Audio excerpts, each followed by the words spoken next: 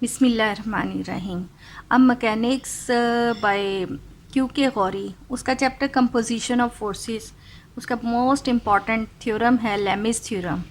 अब Lami's theorem की proof हम करेंगे। लेमिस थ्योरम की पहले स्टेटमेंट देख लें। Lami's theorem is very important theorem. इसमें स्टेटमेंट भी स्टूडेंट को याद होनी चाहिए क्योंकि समटाइम्स पेपर में state and proof Lami's theorem भी क्वेश्चन आ जाता है, तो स्टेटमेंट याद होनी चाहिए। अब यहाँ है कि if the three forces acting on a particle are in equilibrium, तीन फोर्सेस इक्विलिब्रियम कंडीशन में हैं, then the forces must be coplanar. अब यानी अगर फोर्सेस इक्विलिब्रियम कंडीशन में है तो फोर्सेस कोप्लेनर भी होंगी। कोप्लेनर मीन्स के lies in one plane in same plane, and the magnitude of the each force is proportional to the sine of the angle between the other two। कि जितनी भी forces act कर रही हैं उनकी वैल्यू या उनकी मैग्नीट्यूड अपने ऑपोजिट जो एंगल है उसके साइन के प्रोपोर्शनल होगी। यानी ये जैसा फोर्स P है इसके opposite angle alpha between the force R and Q, ये प्रोपोर्शनल होगा। Force P sine of alpha के प्रोपोर्शनल है। इसी तरह force R that should be proportional to sine of gamma, अपने ऑपोजिट दो फोर्सेस P और Q के दरमियान एंगल के। इसी तरह फोर्स Q के ऑपोजिट एंगल बीटा है, so Q should be proportional to sin beta. अब इसका प्रूफ स्टार्ट करें। Since the forces are in equilibrium condition, यानी हमारे पास लेट गिवन है कि P, Q and R be the forces acting at O। Since the forces are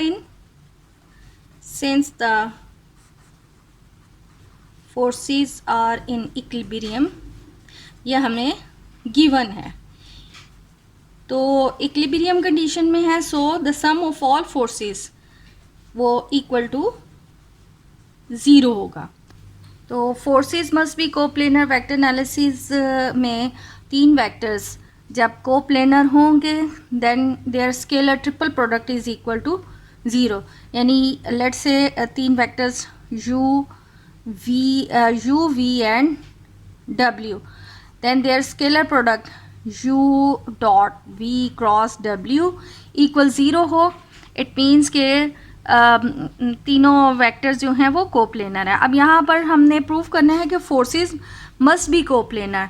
it means कि हमारे पास तीन फोर्सेस हैं P Q R, so P dot Q cross R that should be equal to 0।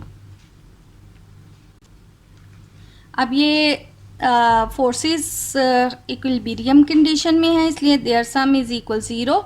अब सबसे पहले हमने show करना है कि forces are must be coplanar. तो अगर हम इनका क्रॉस प्रोडक्ट ले लें, डॉट प्रोडक्ट ले लें with Q cross R, now the dot multiply by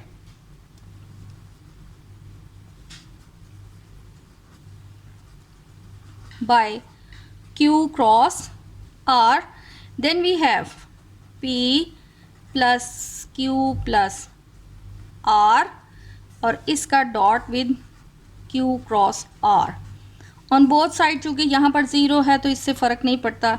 then we have P dot Q cross R plus Q dot Q cross R plus R dot Q cross R is equal 0। And by vector analysis we know that जब दो same vectors हों, जिस तरह यहाँ पर दो forces Q हैं और इधर दो फोर्सेस सेम ही फोर्स R इन्वॉल्व है, so it's value is equal 0। So we know that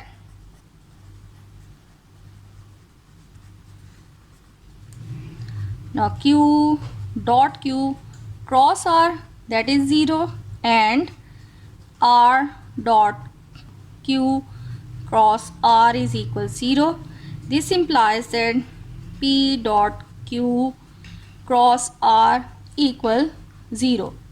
Hence prove that p force, q force and r are coplanar.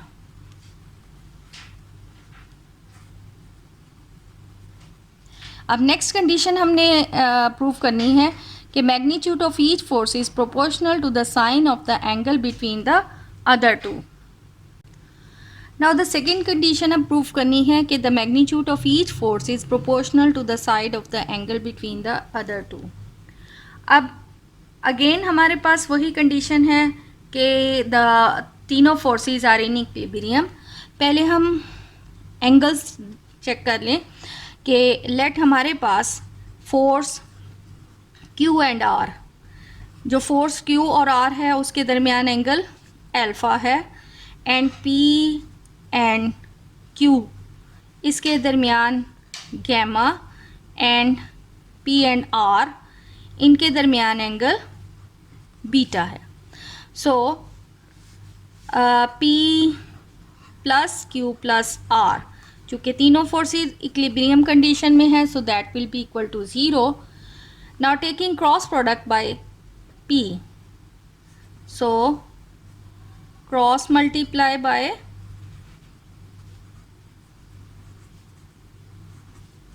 P. जब P से हम दोनों साइड्स पे मल्टीप्लाई करेंगे then we have P plus Q plus R equal 0. Cross multiplication कर रहे हैं, so P cross P plus P cross Q plus P cross R equal 0. According to vector analysis rules, जब दो same vectors हों तो उनका cross product equal 0. चूँकि यहाँ P और P दोनों सेम वेक्टर्स हैं, so that will be equal to 0. But P cross P equal 0. Hence we have P cross Q equal P cross R, sorry ये plus है, इक्वल 0. इसको दूसरी side पे अगर हम ले जाएं then P cross Q equal minus P cross R. Negative का साइन ख़त्म करने के लिए हम इनकी डायरेक्शन चेंज कर लेंगे, और क्रॉस प्रोडक्ट की प्रॉपर्टी है कि अगर माइनस से मल्टीप्लाई करेंगे तो ये उलट जाएगा, सो R क्रॉस P. अब ये हमारे पास लेट से इक्वेशन A है. Again P plus Q plus R equal 0. इनका हम अगर फिर क्रॉस मल्टीप्लाई करें बाय Q